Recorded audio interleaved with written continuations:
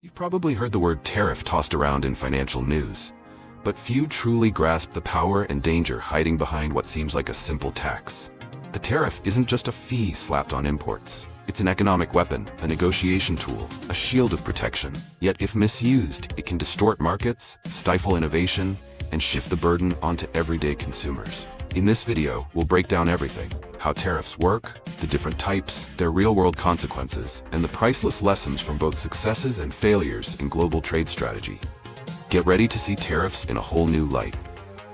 So what exactly is a tariff, and why does it matter so much? The true nature of tariffs, more than just a tax. You might think of tariffs as just a tax on imported goods, but behind the scenes, they operate as a strategic lever, a powerful tool for economic protection, market control, and geopolitical influence. Tariffs don't merely collect revenue, they influence decisions, reshape markets, and sometimes even rewrite the rules of global trade. In a world where economic borders are increasingly blurred, tariffs remain a clear signal of national sovereignty and intent. They function like a breakwater, holding back waves of cheap imports that threaten domestic industries. When a nation feels its internal production is under siege, tariffs are the first defense. By raising the cost of foreign goods, they give local producers a fighting chance. It's not about rejecting globalization, it's about surviving it. Sometimes, it's about turning the tide in your favor. But tariffs are a double-edged sword. If used carelessly, they can not only block foreign goods, but also damage domestic consumer confidence and stunt entrepreneurial energy. Poorly crafted tariff policies can warp market behavior and turn a short-term win into long-term loss. Their true power lies in strategic application, paired with innovation and reform. Imagine a marketplace not just driven by price and quality, but shaped by policy. Tariffs don't just affect what's on the shelf. They shift how we buy, what businesses produce, and where investments flow. They reprogram behavior and adjust incentives. In this, tariffs are more than taxes. They're instruments of influence. Once you understand this, you'll realize tariffs aren't just roadblocks, they're doors. They can either lead to revitalization or restriction. The difference lies not in the policy itself, but in the wisdom behind its use. Tariffs can spark rebirth or induce stagnation. Used well, they're economic catalysts. Used poorly, they're dead weight. How tariffs work: price, choice, and behavior. Imagine a free market where consumers can choose anything from anywhere. If an imported loaf of bread is cheaper and similar in quality, of course people will choose it. Suddenly, domestic bakeries can't compete. That's where tariffs come in. The government raises the price of that cheap foreign bread by adding a tariff. Now the local bread looks cheaper again, and the consumer's choice is redirected. This isn't just about price, it's about behavior. Tariffs don't ban products, they manipulate preferences. They create artificial incentives that nudge consumers toward domestic goods. In this way, tariffs subtly steer the economy without outright control. It's soft power baked into pricing. But there's a risk. When governments distort prices, markets stop reflecting real value. Tariffs don't improve domestic products, they just make foreign ones more expensive. If local companies don't improve, tariffs simply enable stagnation. That's why any tariff strategy must come with a plan for reform, investment, and long-term competitiveness. Smart countries don't just use tariffs as a wall, they use them as a grace period. The moment imports become pricier is the moment local firms must upgrade. In quality, in cost efficiency, in innovation. The goal isn't protection forever, it's evolution under pressure. Tariffs are a timeout, not a trophy. And consumers change too. When they see local goods improve, they buy out of pride, not just price. That's when tariffs have done their job. They weren't just about making things more expensive, they sparked a shift in mindset. Businesses adapted, consumers rallied. And in that alignment, the economy didn't just survive, it grew stronger. Types of tariffs. Not all taxes are created equal. Not all tariffs function the same way. Some are straightforward, others more adaptive. First, there's the specific tariff, a flat fee on each unit of an imported good. For example, every imported loaf of bread might face a $3 charge, whether it originally costs $1 or $100. This fixed approach is easy to apply, but comes with limitations. The specific tariff's simplicity is also its weakness. If prices are low, the tariff becomes disproportionately heavy. If prices are high, the tariff barely registers. It fails to scale with market reality. That's where the second type shines, the ad valorem tariff, a percentage-based tax. An ad valorem tariff adjusts with the product's value. A 20% tariff means a $10 item incurs $2 in taxes, while a $100 item pays $20. This proportional method is more responsive to market dynamics. It also tends to be fairer and more flexible, which is why most modern trade policies prefer it over flat fees.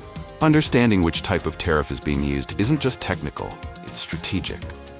A fixed tariff signals targeted protection. A percentage tariff indicates market alignment.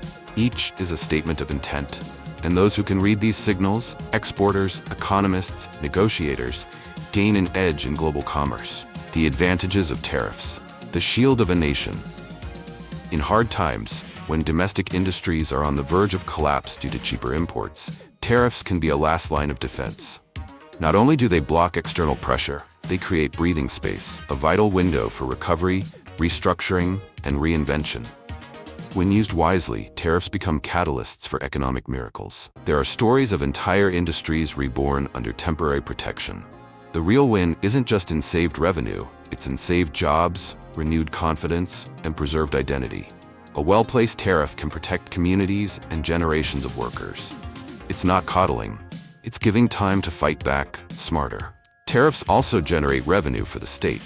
Every taxed import sends money directly to government coffers, funding schools, roads, innovation, or economic stimulus. In some cases, tariffs allow countries to maintain budgets without increasing domestic taxes. When directed properly, this income can serve the whole nation. On the global stage, tariffs act as a negotiation tool. They can pressure trade partners to revisit unfair deals, change policy behavior, or bring factories back home. They create leverage. A country can use tariffs to demand environmental reforms, fair labor practices, or better border control.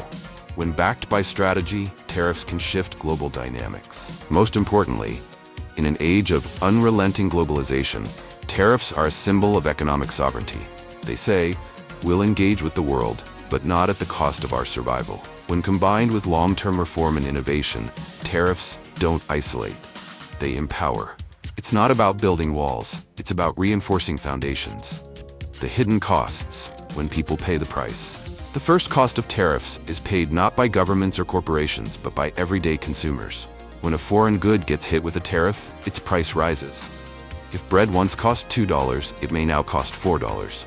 And who pays the difference? You do. Tariffs don't vanish into thin air. They pass down to your wallet. It doesn't stop there. Businesses that rely on imported materials must either raise prices or cut quality. A sandwich shop that once used cheaper imported bread now faces tough choices: raise prices and risk losing customers, or lower quality and damage its brand. Tariffs ripple through the supply chain, hurting everyone in the path. Even worse, they can ignite trade wars. When one country imposes tariffs, others retaliate. The result? A spiral of rising taxes, strained relationships, and broken trade ties. Trust evaporates, partnerships end. Investors get nervous, the economy slows. What began as a protectionist policy can quickly become a global conflict, with no winners. Another silent threat: complacency. With no foreign competition, domestic firms may grow lazy. Why innovate if you're shielded from rivals? Overprotection can suffocate creativity and kill the hunger to improve. A tariff should never be a long-term crutch. It should be a stepping stone to true competitiveness. Lastly, tariffs can be misused as political theater. When leaders impose tariffs for short-term approval or votes, without economic foresight, the consequences are severe. Poorly planned trade policies don't just distort economies, they erode trust, waste resources, and hurt the very people they claim to protect. Tariffs must be tools of strategy, not tools of sentiment. The effectiveness of tariffs, the story of COOKIELAND vs. PIELAND. Imagine two neighboring nations, COOKIELAND and PIELAND. Each specializes in a beloved product. COOKIELAND makes legendary cookies. PIELAND makes world-famous pies. Citizens from both countries trade happily. But one day, COOKIELAND notices a problem. People are buying more pies than cookies. Local bakers complain. They can't compete with PIELAND's quality and price. So the government steps in, imposing a tariff on imported pies to help its domestic bakeries. At first, it works. Local pies become more affordable, and bakers rejoice. But over time, some bakers grow complacent. Without competition, innovation slows. The product doesn't improve because it doesn't have to. Why push for better when protection ensures profits? What was once a temporary aid becomes a permanent comfort zone, and just like that, the spark of creativity dims. Meanwhile, PIELAND feels betrayed. Why punish us, they ask. In retaliation, they slap a tariff on COOKIELAND's cookies. Now, COOKIELAND's exports suffer. Cafes in PIELAND using imported cookies must now pay more or cut corners. Consumers feel the pinch, businesses falter. What began as a protective policy has now become mutual economic sabotage. This isn't just a story, it's a mirror, a reflection of how real-world trade wars unfold. The lesson? Tariffs can shield, but they can also shrink. They can help a weak industry recover or lull it into decline. Sustainable progress doesn't come from walls. It comes from vision, discipline, and the courage to compete. Trade isn't a battlefield, it's a shared road. Either we rise together or fall alone. Real-world cases, when tariffs win and when they fail. Not every tariff policy ends in disaster. When used wisely and paired with structural reform, tariffs can spark industrial transformation. In the 1960s-70s, one Asian country imposed high tariffs on foreign cars. At the time, local automakers were weak and underdeveloped, but instead of slacking, they used that protection window to invest, learn, and innovate. Slowly but surely, they became global players. Those companies didn't rely on tariffs forever. They evolved, improved quality, and adopted cutting-edge technologies. Their government didn't just block imports, it supported R&D, skill development, and global standards. That's the formula. Tariffs buy time, reforms create change. Today, those once tiny car companies now dominate markets worldwide. In contrast, a major global power launched a trade war in the early 2020s, aiming to cut deficits by slapping tariffs on hundreds of billions in imports. The plan backfired. The target country retaliated. Agricultural exports collapsed, manufacturing jobs vanished, supply chains crumbled. Tariffs became taxes on the people they were meant to protect. Independent economic reports estimated hundreds of thousands of job losses and a GDP drop. Prices soared. Small businesses suffered. Consumers bore the burden. Meanwhile, a third country, not involved in the conflict, quietly benefited as companies relocated there to dodge the tariff war. One's loss became another's windfall. And that's the paradox. Sometimes, staying neutral and agile is the smartest trade strategy. Tariffs can create leverage, but they must be part of a broader plan. One that aligns diplomacy, industrial development, and global cooperation. The real goal isn't to beat others. It's to build a resilient, forward-looking economy that thrives on merit, not on walls. Tariffs are neither heroes nor villains. They are instruments of intent. When used with vision, they offer breathing space for industries to rebuild, innovate, and compete. But when driven by short-term politics or fear, they become costly barriers, hurting consumers, disrupting trade, and dulling ambition. The real strength of a nation isn't in how high it can raise tariffs, but in how well it builds resilience without them. Strategic tariffs can work, but only when paired with reform, diplomacy, and long-term thinking. Success lies not in shutting others out, but in growing strong enough to thrive with or without protection. Because in the end, true economic power comes not from walls, but from the courage to compete and the capacity to evolve.